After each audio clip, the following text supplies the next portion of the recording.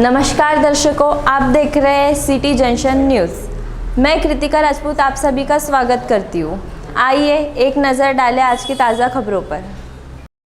खास खबरों के प्रायोजक हैं गोपाल सुपर बाजार, शुद्धता, गुणवत्ता और अपनेपन का एहसास, मयूर कॉलोनी, मलकापुर रोड, अकोला।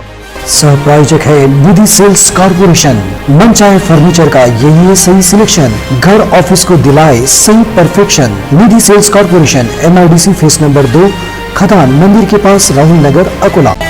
पेश है सिमको हर्बल शैम्पू। सिमको ने 1948 से ख्याल रखा है आपके बालों का, आज भी रखते हैं और हमेशा रखेंगे। Simco hair expert since 1948। Gandhigram में पूर्णा का बड़ा जल स्तर, रास्ता बंद। दर्शन शुक्ला का नहीं मिला अब तक शव।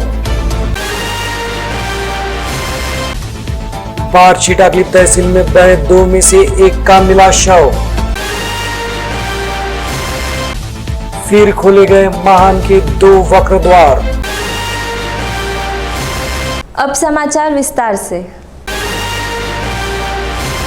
बीती रात से हो रही बारिश के कारण पूर्णा नदी उफान पर है। पूर्णा नदी का जल स्तर काफी बढ़ गया है और लगभग 1.5-2 फीट पानी पुल के ऊपर से बह रहा है, जिसको देखते हुए प्रशासन ने अलर्ट जारी किया है। साथ ही देहंडा के थानेदार सुरेंद्र राउत, इन्होंने नागरिकों से आह्वान किया है कि वे अकोला से आकोट या फिर आकोट से अकोला जाने का मन बदल दे। पुल पर बह रहे पानी को देखने के लिए दोनों छोर से नागरिकों ने भीड़ की थी। कई युवा वहां पर सेल्फी लेते नजर आए, जो कि घातक साबित हो सकता है। फिलहाल मौसम विभाग ने 10 सितंबर तक भारी वर्षा की चेतावनी दी है, जिस वजह से पूर्णा का जल स्तर कम ज्यादा हो सकता है। साथ ही प्रशासन द्वारा नदी किनारे रहने वाले नागरिकों से भी सतर्क रहने की अपील की गई है। इसके अलावा महान बांध से भी जरूरत पड़ने पर पानी की निकासी की जा सकती है। नमस्कार, मी सुरेंद्र राऊत, ठाणेदार, पोलीस स्टेशन दयंडा, अकोला।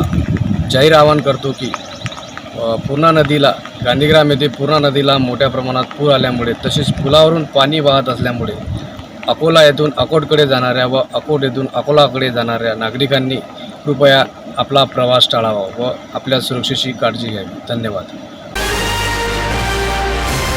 29 अगस्त रविवार को शिलारफेल निवासी युवक गांधीग्राम से जल लाकर राजराजेश्वर पर जलाभिषेक करने वाला था, लेकिन वो नदी में बह गया था। उसकी बहती हुई लाश उरल पुलिस थाने के अंतर्गत आने वाली बोरगांव वैराली के पास किसान को दिखाई दी, जिसकी जानकारी उसने पुलिस पाटिल तथा पुलिस को दी थी। घटनास्थल पर पहुंची पुलिस ने लाश का पंचनामा कर पोस्टमार्टम करने के लिए नहीं भेजा। उसी रात हुई बारिश के कारण नदी में बाढ़ आई और लाश बह गई। घटनास्थल पर पहुंचे पुलिस कर्मचारियों द्वारा बरती गई इस लापरवाही के कारण परिवार अपने एकलौते बेटे के अंतिम दर्शन भी नहीं कर पाया। जिन पुलिस अधिकारियों तथा कर्मचारियों ने लापरवाही बरती है, उनके खिलाफ कड़ी कार्रवाई की जाए, ऐसी मांग मृतक की मां राधा शुक्ला, पिता सचिन शुक्ला तथा मौसेरे भाई विनीत दुबे ने सरकारी विश्राम गृह भवन में आयोजित पत्रकार परिषद में की। 29 अगस्त को दर्शन लापता होने के बाद उसके पिता सचिन शुक्ला रामदासपेट पुलिस थाने में उसकी गुमशुदगी की शिकायत दर्ज कराने गए थे, लेकिन वहां पर मौजूद पुलिस अधिकारियों ने उन्हें सहायता करने की बजाय अपशब्द कहे, जिसके बाद उन्होंने परिचित अधिवक्ता से मदद की गुहार लगाई।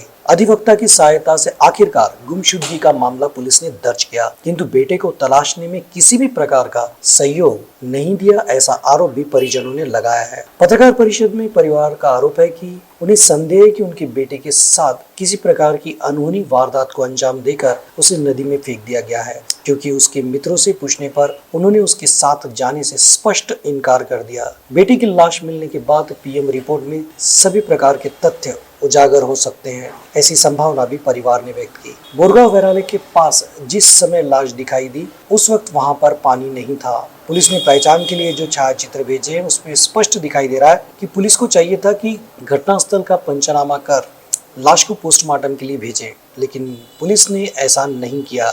नदी में आई बाढ़ के कारण लाश बह गई।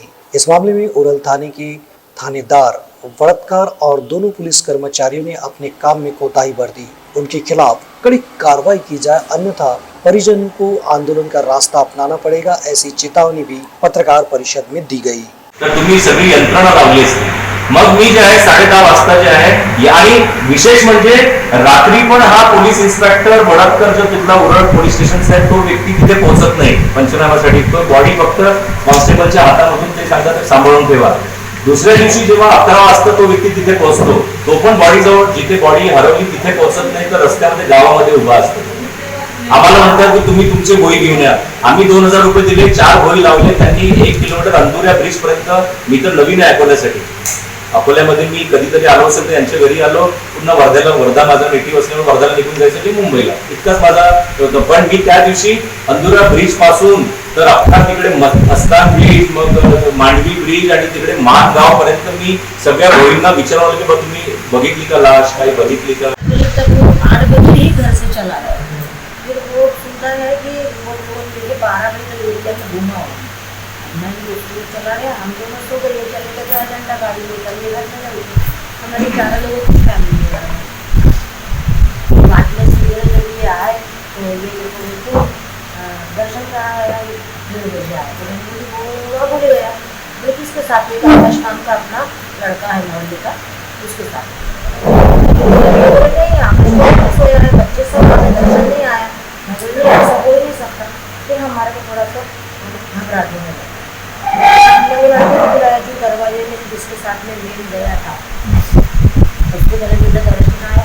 बोले चाची मेरे को नहीं मालूम. बोले मन को 10 बजे दारू पिया. मैं सो गया था. वो लड़का अच्छा नहीं था. पहली बार तो मैं इसको हम जाने ही नहीं दे रही. लेकिन दर्शन वो बोले दर्शन यही था, चौक में ही था. बोले अभी वहाँ के एरिया के लड़के बोलते कि वो 2:30 बजे तक चौक में चाय बांटा. नहीं शिवाजी पार्क में था. शिवाजी पार्क में चाय बांटा में शिवाजी पार्क में 2:30 बजे तक चाय बांटा. बोले उसने 2:30 बजे के बाद गायब कर दिया. नहीं आया तो फिर हमने मिसिंग कंप्लेंट दिया. कोई बच्चा नहीं है. आपने पुलिस में नाम दिए थे क्या जिनके साथ वो गया था? उनका नाम सबके नाम दिए. उन्होंने पूछा ना कि आपको किसी का शक है क्या, कुछ ऐसा सब बताया कि भाई पहले किसने संग्रह था. अभी 8 मिनट में लड़का आता नहीं था, ले गया. मैंने सब बताया उनको. मैंने सर आप कुछ कीजिए, ढूंढने की कोशिश कीजिए. वो बोले मोबाइल नहीं है हमारे उसके पास. मोबाइल घर में रख कर गया था. फिर मैं बोले सर आप देखिए. हाथ जोड़ी मैंने उनको. बोले कोई बात नहीं मैं. लेकिन सोमवार को पोला उत्सव पर तालाब में डूबने से बार्शी टाकली तहसील के 2 युवक बैलों को नहलाते समय नदी में बह गए. ये घटना बार्शी टाकली तहसील के ग्राम कानशिवनी के 2 युवकों की पहाड़ी स्थित काटेपूर्णा तथा पिंजरा नदी के संगम पर बैलों को नहलाते समय दोनों नदी में बह गए. नदी में बहे युवकों का नाम सागर गोपाल कावरे उम्र 22 और गोपाल महादेव काम्बे उम्र 20 बताई जा रही है. पिंजर थाने की हद में हुई इस घटना के बाद दोनों लापता युवकों की खोज की गई. घटना की जानकारी मिलती ही अकोला के तहसीलदार अरखराव, बार्शी टाकली के थानेदार गजानन हामंत, पिंजर के थानेदार महादेव पड़घन ने घटनास्थल का जायजा लिया. कल से मानव सेवा आपत्ति व्यवस्थापन, संत गाड़गे बाबा आपातकालीन शोध और बचाव पथक, पिंजर के जीव रक्षक दीपक सदाफड़े, इनके मार्गदर्शन में अंकुश सदाफड़े, ज्ञानेश्वर मसाय, शरद महल्ले, नीलेश खंडारे, दीपक गांचरे, विकी साटोटे, राहुल जावके, विकी पिंजरकर, सूरज ठाकुर, ओम साबड़े और जिला आपत्ति व्यवस्थापन टीम के सुनील कल्ले, हरिहर नीमकंडे, साथ ही चंडिका आपातकालीन पथक काटेपूर्णा और वंदे मातरम आपातकालीन पथक मूर्तिजापुर और गांव वासियों के सहयोग से ये सर्च ऑपरेशन शुरू था, जिसमें आज एक युवक का शव मिला है जिनका नाम गोपाल काम्बे बताया जा रहा है, जिनका शव जाम गांव के नजदीक मिला है. सिटी जंक्शन के लिए संजय वाट, इनकी खास रिपोर्ट. 5 सितंबर को रात 11 से 12 बजे के दरमियान महान बांध सिंचाई क्षेत्र में हुई बारिश से रात में महान बांध का जल संग्रह 347.62 मीटर, 83.882 दलघमी और 97.14% पर पहुंच गया था, जिसकी वजह से रात 1 बजे अतिवृष्टि की चेतावनी और बारिश का अनुमान को ध्यान में रखते हुए महान बांध के 2 वक्र द्वार प्रति 1 फीट खोलकर पानी का नदी पात्र में जल विसर्ग किया गया. लगभग 10.25 घंटे में बांध से 1.89 दलघमी जल की निकासी की गई. 6 सितंबर को सुबह 11:15 पर दोनों गेट पूरी तरह से बंद करवाए गए. 20 अगस्त से आज तक गेट खोलकर पानी का विसर्ग करने का ये 5वां समय है. बढ़ते जल संग्रह की ओर सहायक कार्यकारी अभियंता विशाल कुलकर्णी के मार्गदर्शन में शाखा अभियंता नीलेश गारे, मनोज पाठक, टेमधरे आगे, शिराली, प्रतीक खरात ये निगाह रखकर जल नियोजन व्यवस्थित तरीके से कर रहे हैं। इस तरह की जानकारी प्राप्त हुई है। हिवरखेड़ में सादगी के साथ किसान भाइयों ने घर पर ही पोला उत्सव मनाया। 2 साल पहले हर चौराहे पर बैल पोला मनाया जाता था और किसान भाई नारियल के तोरण बांधकर उसे तोड़ते हुए पोवाड़े गाते थे।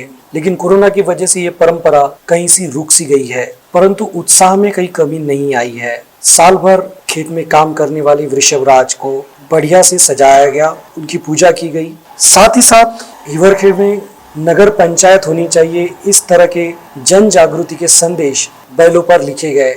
आमतौर पर पोले के दिन बैलों पर मराठी हिंदी फिल्मों के नाम कुछ डायलॉग्स लिखे जाते थे, पर इस बार ज्यादातर लोगों ने नगर पंचायत होनी चाहिए इस बात को लेकर जन जागृति की और अपनी भावनाएं इस तरह व्यक्त की है। फिलहाल में गांव में 2 गुट हो चुके हैं दर्शकों, एक जो चाहते हैं कि सिर्फ ग्राम पंचायत ही रहे, दूसरे वो जो चाहते हैं कि गांव का विकास हो और यहाँ पर नगर पंचायत बने और आम नागरिकों को मूलभूत सुविधा मिले।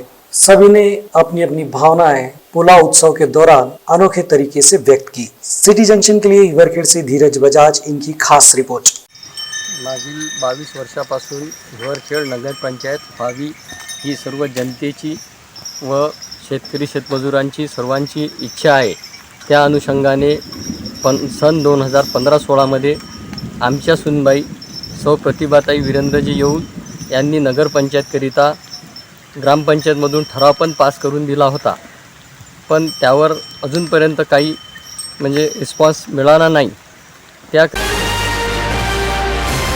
आकुर तहसील के अंतर्गत आने वाले वरुड़ जउलका में योग योगेश्वर संस्थान द्वारा ऋषि पंचमी उत्सव के अवसर पर अखंड हरिनाम सप्ताह शुरू है। इसके अलावा गजानन विजय ग्रंथ का पारायण भी बड़ी श्रद्धा के साथ शुरू है। फिलहाल में मंदिर के परिसर में सभी तरफ बाढ़ का पानी आया हुआ है, जिस वजह से पूरा मंदिर परिसर को तालाब का स्वरूप प्राप्त हो गया है, जिसकी वजह से संस्थान की ओर से कीर्तनकर महाराज और नागरिकों से अपील की गई है कि इस तरह की अव्यवस्था होने के कारण कोई भी मंदिर न आए। सभी धार्मिक कार्यक्रम मंदिर के विश्वस्त कीर्तनकारों द्वारा किए जा रहे हैं और वो चालू ही रहेंगे।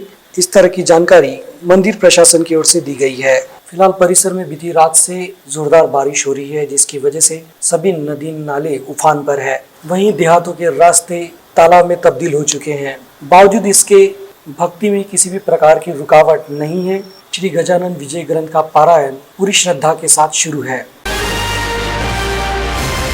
जिले की सबसे बड़ी ग्राम पंचायत कहलाने वाले हिवरखेड़ की ग्राम पंचायत का उचित नियोजन न होने के कारण नागरिकों का स्वास्थ्य खतरे में आ गया है। हिवरखेड़ के विकास मैदान का प्रांगण काफी बड़ा है। यहाँ पर वृक्षारोपण कर कंपाउंड वॉल, वाचनालय जैसे उपक्रम इन्होंने चलाने चाहिए, उसका सौंदर्यीकरण करना चाहिए, लेकिन बजाय इसके इसे इसी तरह छोड़ा गया है और यहाँ पर नागरिक कचरा लाकर डालने के लिए विवश हो चुके हैं, क्योंकि 15-15, 20-20 दिन तक यहाँ पर कचरा गाड़ी नहीं आती है, जिसकी वजह से इस मैदान की दुरावस्था हो चुकी है। ये मैदान वार्ड नंबर 3 और 4 के बीच में होने की वजह से दोनों ही वार्डों के पार्षद इस ओर ध्यान नहीं दे रहे हैं, जिसका खामियाजा आम नागरिकों को भुगतना पड़ रहा है। नागरिक अपना वार्ड स्वच्छ रहे इसके लिए पार्षदों को चुनकर देते हैं, लेकिन पार्षद चुनकर आने के बाद नागरिकों की सुनते ही नहीं है। एक और पार्षद नहीं सुनते, दूसरी ओर ग्राम पंचायत की अनदेखी नागरिकों के स्वास्थ्य के साथ खिलवाड़ कर रही है, जिसको लेकर नागरिकों में नाराजगी व्याप्त हो गई है। इस ओर वरिष्ठ अधिकारियों ने ध्यान देकर यहाँ का कचरा हटाकर नागरिकों को उचित सुविधा देने की मांग हो रही है। हिवरखेड़ से पत्रकार अर्जुन, इनकी सिटी जंक्शन के लिए खास रिपोर्ट। अंत में एक नजर आज की खास खबरों पर। खास खबरों के प्रायोजक हैं गोपाल सुपर बाजार, शुद्धता, गुणवत्ता और अपनेपन का एहसास, मयूर कॉलोनी, मलकापुर रोड, अकोला। सह प्रायोजक है निधि सेल्स कॉर्पोरेशन, मनचाहे फर्नीचर का यही है सही सिलेक्शन, घर ऑफिस को दिलाए सही perfection. Nidhi sales corporation, MIDC phase number 2, खदान मंदिर के पास, राहुल नगर, अकोला। पेश है सिमको हर्बल शैम्पू। सिमको ने 1948 से ख्याल रखा है आपके बालों का। आज भी रखते हैं और हमेशा रखेंगे। Simco hair expert since 1948। Gandhigram में पूर्णा का बड़ा जल स्तर रास्ता बंद। दर्शन शुक्ला का नहीं मिला अब तक शव। बाढ़ चिटागली तहसील में बहे 2 में से 1 का मिला शव। फिर खोले गए महान के 2 वक्र द्वार। आज के लिए बस इतना ही। आप देखते रहिए सिटी जंक्शन, अपना चैनल अपनी बात।